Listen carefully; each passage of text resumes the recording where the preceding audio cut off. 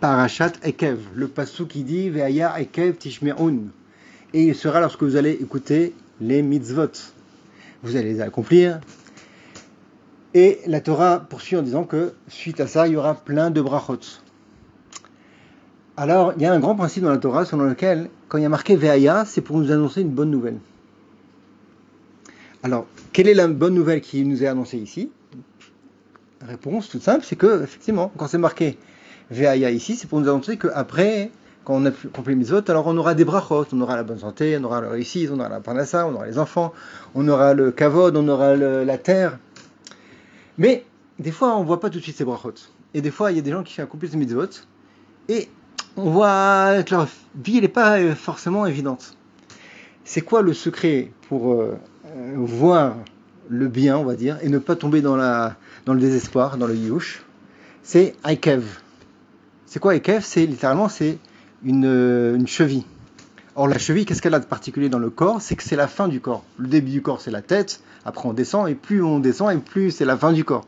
Alors Ekev, ça symbolise la fin de quelque chose. Fin du corps ici, en l'occurrence, mais plus en allusion, ça nous symbolise le fait que dans la vie, il faut voir ce qu'il y a à la fin.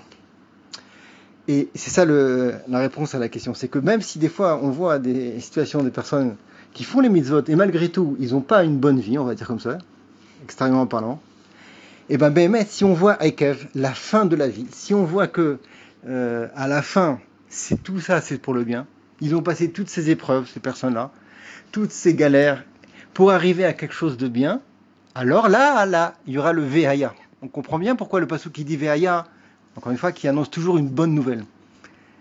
Pourquoi c'est une bonne nouvelle? C'est parce que même si des fois on ne voit pas tout de suite les brachot, si on est patient, on a Emouna, on a Ekev, on sait qu'il faut attendre la cheville Kavana à la fin, voir ce qui va se passer à la fin, et comprendre que Bémet accole les Tova, tout ce qu'il fait c'est pour le bien, même des fois les choses pas très forcément rigolotes.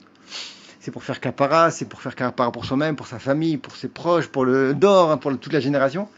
Et bien là, on aura vraiment la vraie simcha. Quand on a une émouna, que tout ce qui nous arrive dans la vie, à la fin c'est pour le bien, alors il y aura, oui, veria, il y aura une vraie simcha.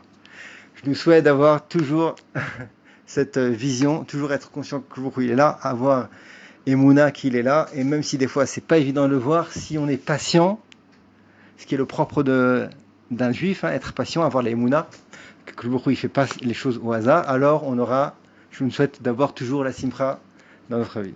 Shabbat shalom kol tov.